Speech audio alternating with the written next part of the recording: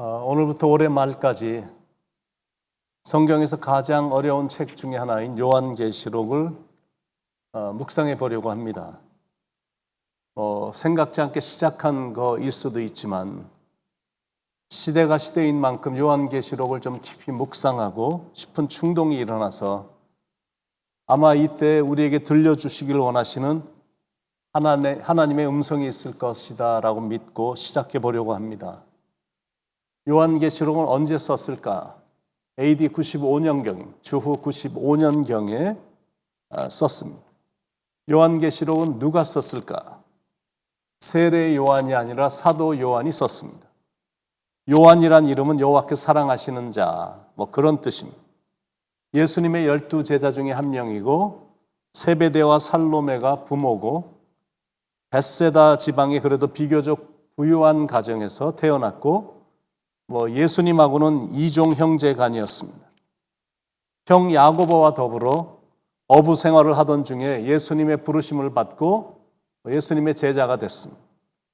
형과 더불어 우레의 아들이란 별명을 얻었고 베드로, 야고보와 더불어 예수님이 특별히 사랑하셨던 제자였습니다. 오순절 이후에 베드로와 함께 초대 기독교 설립의 중심적인 인물이 됐고 또 초대교회 기둥 역할을 감당했습니다. 말년에는 에베소에 살면서 감독으로도 활동을 했습니다. 그러다가 주 95년경 로마 제국의 도미티아누스 황제 때 체포가 됐는데 그 당시엔 복음을 전하면 모두 잡혀서 순교를 당했습니다. 요한도 그런 이유 때문에 잡혀서 부글부글 끓는 가마솥에 넣었는데 신기하게 죽질 않는 겁니다. 그래서 이제 반모섬으로 유배를 보낸 겁니다. 그 섬 안에는 극악한 범죄자들이 우글거려서 마치 지옥과 같은 곳이었고 또 거기에는 풀 한 포기도 없는 메마른 섬이었습니다. 그런데 요한은 그런 환경에서도 하나님께 경건하게 기도를 하면서 하나님께 교제를 했습니다. 그런 영적인 시간을 통해 성령의 감동을 받았고 바로 그때 예수님의 계시를 받아 요한계시록을 쓴 겁니다. 그 외에도 요한은 요한복음하고 요한 1, 2, 3서를 썼습니다. 자, 요한계시록은 누구의 계시인가? 계시란 말의 뜻이 뭐냐면 뚜껑을 열어 미래의 일을 미리 보여주는 것, 그게 계시입니다. 그러니까 요한계시록은 종말에 이루어질 일들을 계시를 통해 우리에게까지 알려주신 예언입니다. 그런데 엄밀히 말하면 요한계시록이 아니라 예수 그리스도의 계시록이라고 할 수 있습니다. 1절에 예수 그리스도의 계시라 이렇게 시작이 됩니다. 예수님이 계시를 주셨기 때문에 그렇습니다.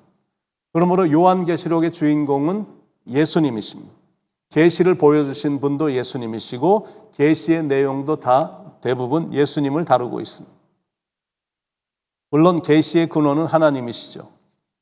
1절 다시 한번 예수 그리스도의 계시라 이는 하나님이 그에게 주사 성부 하나님이 성자 하나님이신 예수님에게 그 계시를 주셨고 그 내용은 예수님에 관한 내용이다라는 거예요. 자, 그러면 무슨 이유로 요한계시록이 쓰여지게 됐을까? 1절 후반부에 반드시 속히 일어날 일들을 그 종들에게 보이시려고 그의 천사를 그 종 요한에게 보내어 알게 하신 것이라. 속히 일어날 일들을 복수입니다. 속히 일어날 일을 단수로 말하지 않고 속히 일어날 일들을 복수로 쓰고 있습니다. 그러니까 후일에 반드시 일어나게 될 일들, 즉 종말에 이루어질 일들에 대해 알려주시기 위해서 계시한 것이다라는 거예요. 그 종들에게 보이시려고 하나님과 예수 그리스도를 주인으로 받들며 섬기는 성도들에게 알게 하려고 누구를 통해서?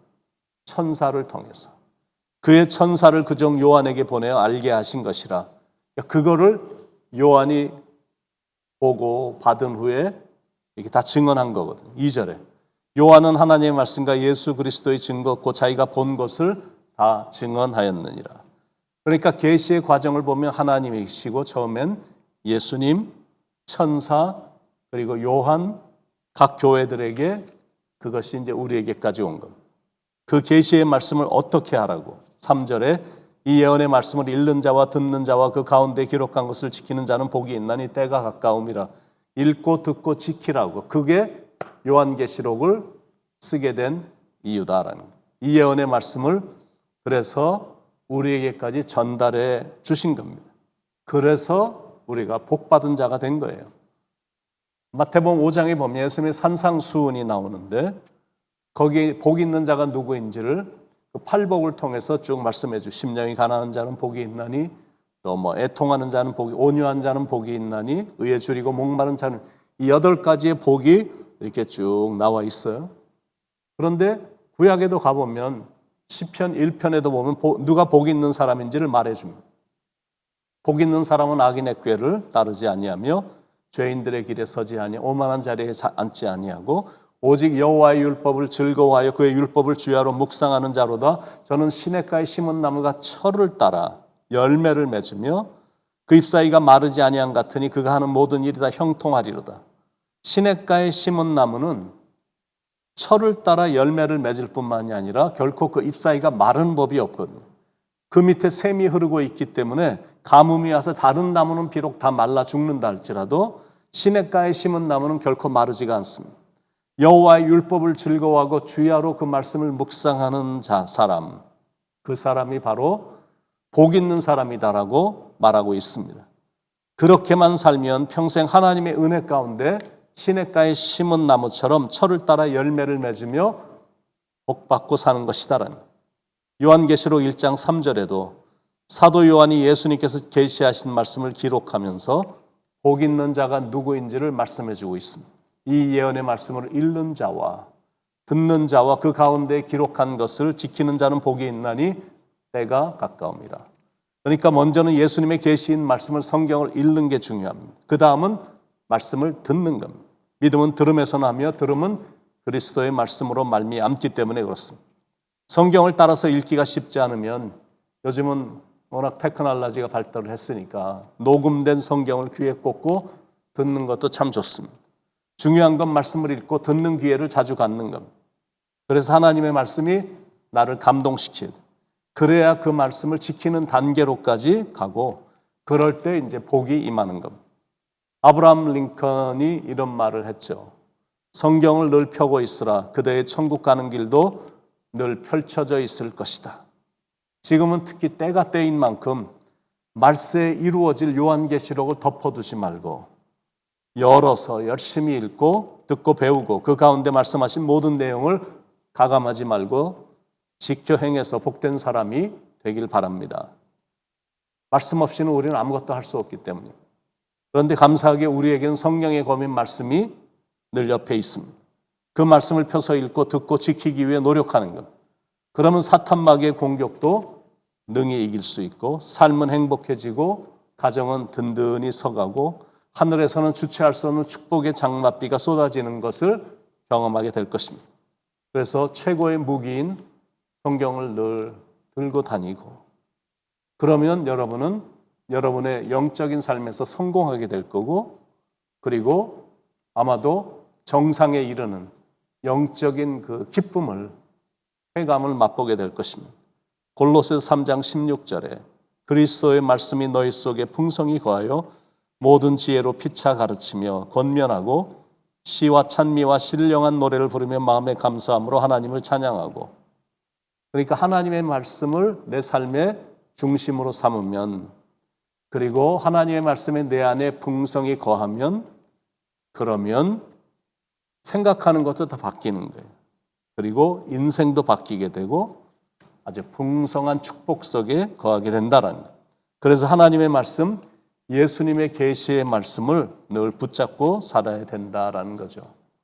한국 초대교회 길선주 목사님은 구약 성경을 100번 읽었고 신약 성경은 1000번 읽었고 요한계시록은 10,000번을 읽었다고 합니다. 그 힘으로 한국 역사에 잊지 못할 평양 장대현 교회 부흥을 일으킨 겁니다. 올해 남은 5개월의 시간도 말씀을 열심히 읽고 듣고 특히 말씀을 지키고 순종해서 훌륭한 하나님의 사람이 되길 축원드립니다. 저도 지금 보니까 거의 매일 설교를 해야 됩니다. 그래서 시간이 늘 부족하다는 느낌이 들지만 그래도 하나님이 저에게 주신 사명으로 알고 설교를 준비하고 있습니다. 근데 뭐 설교를 잘하거나 설교를 많이 하거나 이런 거는 뭐 그리 중요한 거 아닙니다. 그것보다 더 중요한 건 뭐냐면 먼저는 집에 돌아가서 내가 설교한 대로 가족들에게 본을 보이는 게 더 중요한 겁니다. 내 삶에서 내가 듣고 읽고 배운 이런 모든 말씀이 삶에서 그대로 나와야 되거든요. 그게 안 되면 아무런 의미가 없다라는 거예요. 하나님의 말씀이 눈과 귀에서부터 마음으로 가는 통로가 막혀버리면 아무리 하나님의 말씀이라도 힘을 잃어버립니다. 귀와 눈으로 보고 들은 말씀이 마음으로 내려와 그 말씀이 입술과 손끝과 발끝으로 가는 통로에서 막혀도 능력이 없는 박물관에 전시된 미라와 같은 겁니다. 그러니까 주신 말씀은 지켜야 되는 겁니다. 그 사람이 복된 사람이다라는 겁니다. 이 예언의 말씀을 읽는 자와 듣는 자와 그 가운데 기록한 것을 지키는 자는 복이 있나니 때가 가까움이라. 오늘도 말씀을 붙잡고 살아감으로 살았고 운동력이 나타나는 능력의 하루, 복된 하루가 되시길 예수님의 이름으로 축원드립니다. 기도하시겠습니다. 사랑하는 하나님, 모든 것을 능히 이길 수 있는 무기, 성경에 검은 말씀을 주셔서 감사합니다. 말씀을 붙잡고 나아감으로 앞으로 일어날 일들에 대한 두려움 없는 마음으로 당당한 마음으로 살아가는 우리의 삶이 되게 하나님의 말씀이 우리 속에서 풍성히 거하여 성공적인 영적인 삶을 살아가도록 인도해 주시옵소서. 예수님의 이름으로 간절히 기도드립니다. 아멘.